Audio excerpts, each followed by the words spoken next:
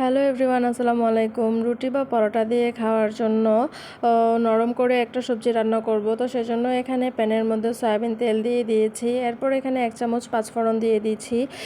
এই পাঁচফোড়নটা কিন্তু সবজিটাতে অনেক সুন্দর একটা ফ্লেভার নিয়ে আসবে। তো তারপরে এখানে কেটে রাখা সবজিগুলো দিয়ে দিব। এরপর একে একে পেঁয়াজ কুচি, রসুন কুচি, কাঁচামরিচ ফালি, পরিমাণ মতো হলুদ গুঁড়া এবং লবণ দিয়ে দিব। এরপর সবজিগুলো ভালোভাবে মিক্সড করে নিব। যখন এরকম করে ভালোভাবে মিক্সড হয়ে যাবে তখন এখানে আমি সামান্য পরিমাণে পানি দিয়ে দিব। বেশি পানি দিব না, যেহেতু আমি সবজিটা মাখা মাখা করব, সেজন্য অল্পই দিব। এই তো এরপর ঢাকনা দিয়ে ঢেকে দেব সিদ্ধ হওয়ার জন্য। 10 মিনিট পরে ঢাকনা তুলে নিব।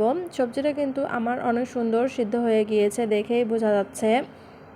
আর এটা কিন্তু পারফেক্ট একটা সবজি সকালবেলা রুটি বা পরোটা দিয়ে খাওয়ার জন্য। এই জন্য কিন্তু আমি ছোট ছোট করে কেটেছি সবজিগুলো। আর এই ভিডিওটা কিন্তু আমার শীতের সময় করা ছিল, এজন্য সব শীতের সবজিগুলোই ছিল। আর শীতের সবজি দিয়ে এরকম মানে একটা রান্না অনেক মজাই কিন্তু হয়। আর যদি থাকে এখানে টমেটো, ফুলকপি, মানে অনেক প্রকারের সবজি, তাহলে তো আর কোনো কথাই নেই। তো এই যে এখানে হচ্ছে ভালোভাবে আমি নেড়ে চেড়ে দিব একটু পর পর।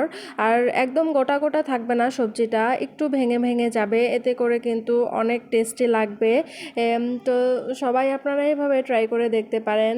রুটি দিয়ে খাওয়ার জন্য কিন্তু অনেক ভালো একটা রেসিপি। তো সবজিটা কিন্তু আমার প্রায় হয়ে গিয়েছে। এই যে দেখতেই কত লোভনীয় লাগতেছে দেখেন। তো সবার কেমন লাগছে অবশ্যই কমেন্ট করে জানাবেন। সবাই ভালো থাকবেন, সুস্থ থাকবেন। আল্লাহ হাফেজ।